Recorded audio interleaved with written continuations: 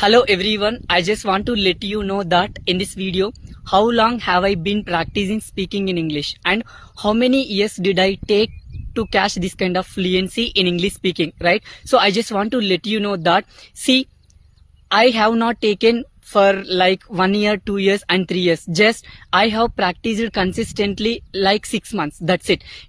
During that 6 months, I have kept lot of efforts and I really did lot of activities regarding English, and I started enacting different roles like principal, teacher, and also doctor, and also some customer. So different roles I started playing myself.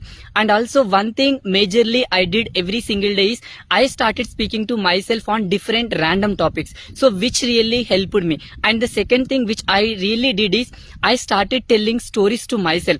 I am the person who have a lot of habituated to listen to English stories, so later I started retelling the stories to myself, which really helped me a lot to catch this kind of fluency. Thank you so much for watching. I'll see you in the next video.